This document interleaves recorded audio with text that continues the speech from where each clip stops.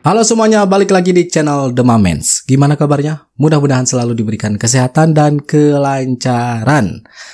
Teman-teman, ini nama Pasar Pramuka sedang ramai dibicarakan. Berawal dari seseorang yang bernama Bitor Suryadi, yang katanya politisi senior PDIP. Dia mengatakan bahwa ijazah Pak Jokowi itu dicetak atau dibuat di Pasar Pramuka. Ketika diundang di salah satu acara televisi, ada momen di mana pembawa acara menanyakan mana buktinya ijazah Pak Jokowi itu dibuat di Pasar Pramuka. Ternyata jawabannya, coba tanyain ke bla bla bla. Kemudian katanya, Roy Suryo lagi. Ketika ditanya mengenai bukti, jawabannya mengelak teman-teman. Malah nyuruh polisi cari bukti. Kan ini Roy Suryo CS yang menudingnya. Malah nyuruh-nyuruh yang lain. Waduh teman-teman. Nah, berarti jawaban Bitor kemudian Roy Suryo itu hanya berdasarkan asumsi ataupun narasi dan kitinyi katanya teman-teman. Makanya ini mendapatkan respon balik dari relawan Pak Jokowi, kemudian Bung Pitra, seorang profesor, dan yang lainnya teman-teman. Nah, kita lihat videonya. Bang Bitor, apakah fakta-fakta ini juga sudah, atau mungkin bukti yang Anda kantongi ya, ini juga sudah diberikan begitu kepada pihak bukti kepolisian, dalam hal ini yang menangani adalah Barreskrim? Saya nggak ada urusan dengan polisi. Saya berurusan dengan sesama kader partai. Mereka yang terlibat di awal pertemuan dengan tim Solo. Siapa-siapa orangnya, di mana tempatnya. Saya uraikan.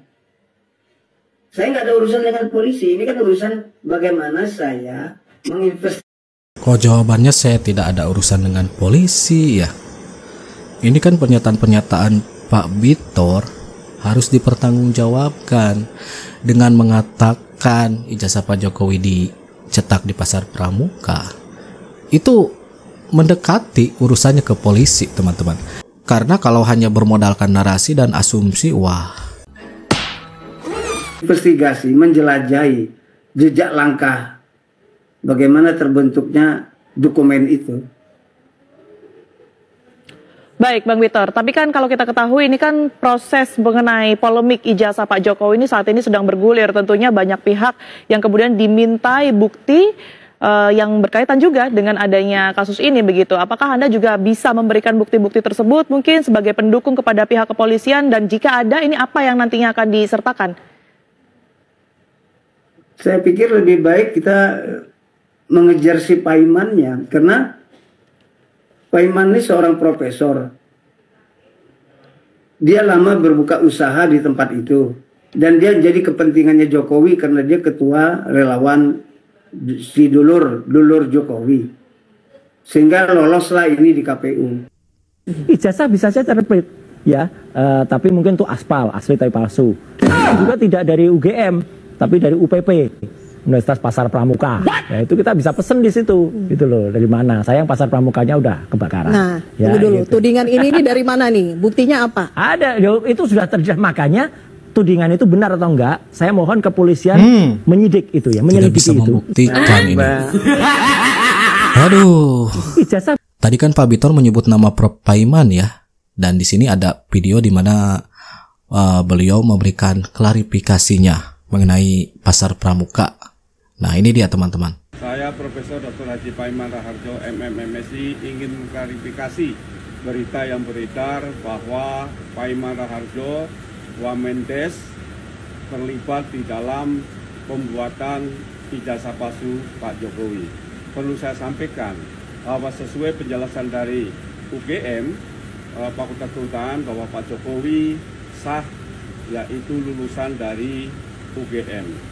Terkait tuduhan ijazah palsu yang dibuat di Pramuka Pojok Matraman, itu saya pastikan itu tidak benar. Saya memang pernah yaitu usaha percetakan dan fotokopi dalam rangka saya agar bisa tetap sekolah.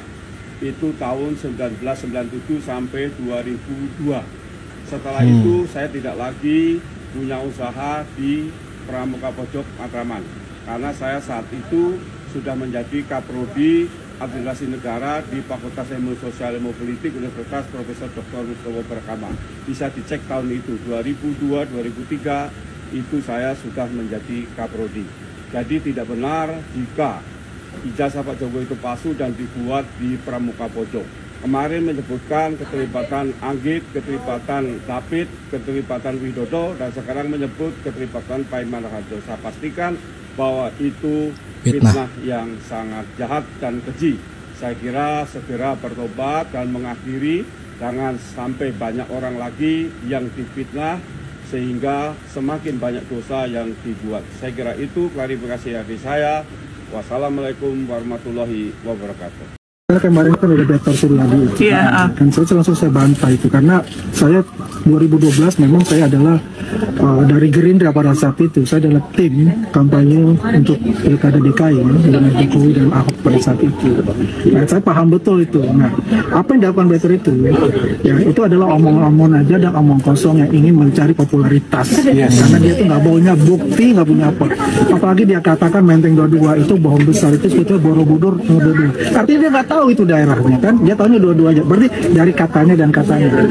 Kedua, ya, dia mengatakan bahwa pasar Pramuka ya di sana itu nggak masuk akal lagi. Sedangkan beliau sudah melalui tahapan-tahapan kan. Pertama adalah Wali Kota, itu sudah mulai tahapan, belum selesai, nggak ada masalah itu. Pilgub pun DKI itu nggak ada masalah seperti itu.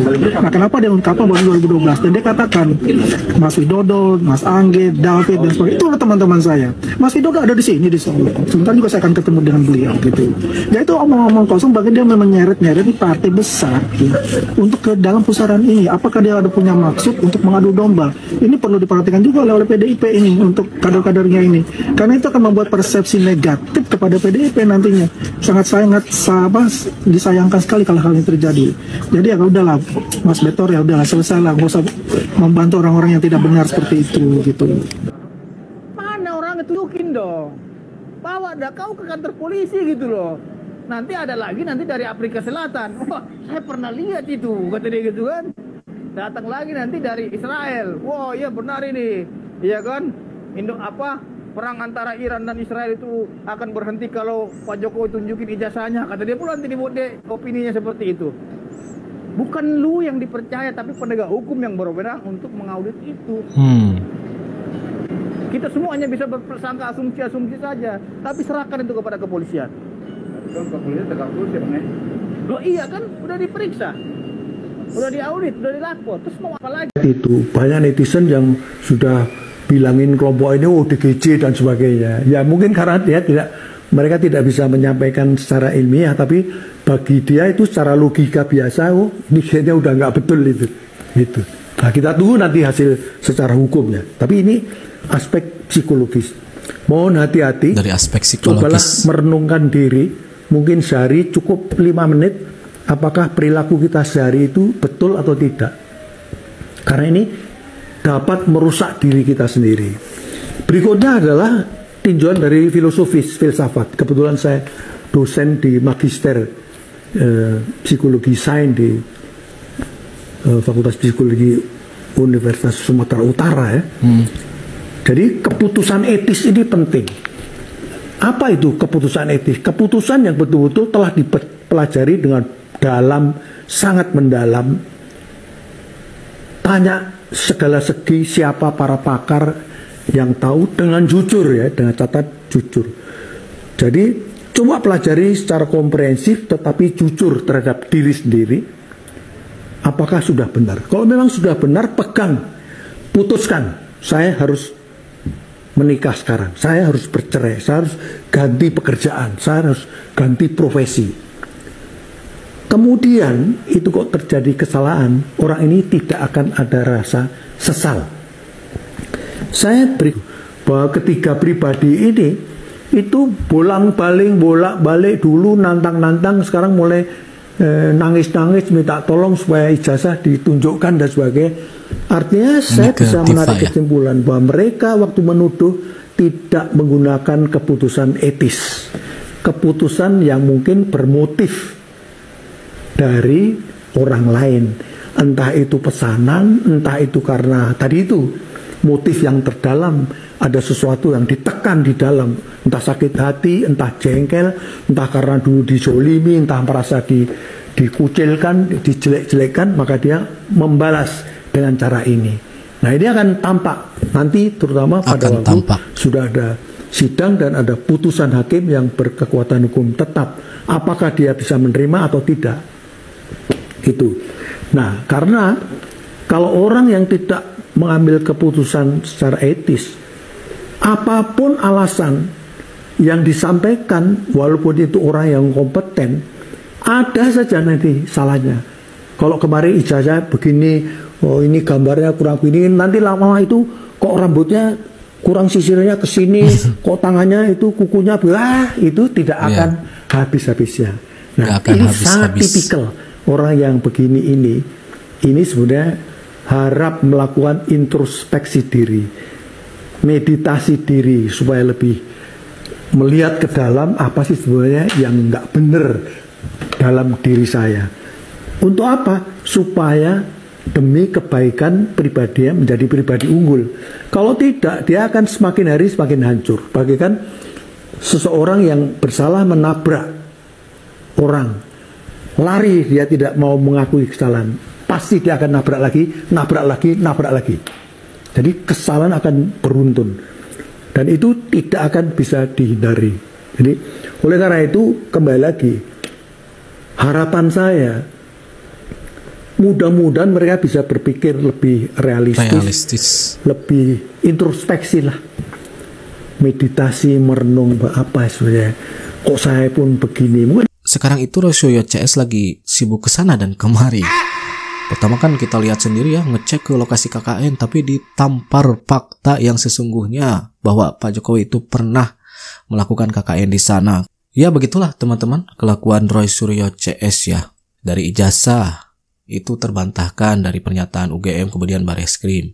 Dari lokasi KKN itu terbantahkan oleh pernyataan dari Bulura Sekdes, kemudian saksi yang pernah mengantar Pak Jokowi, kemudian nanyain ke politisi PDIP yang pernah mengurus pendaftaran Pak Jokowi maju di kancah politik, itu mengindikasikan bahwa ijazah Pak Jokowi sah. Come on, Roy Suryo CS, you gotta stop.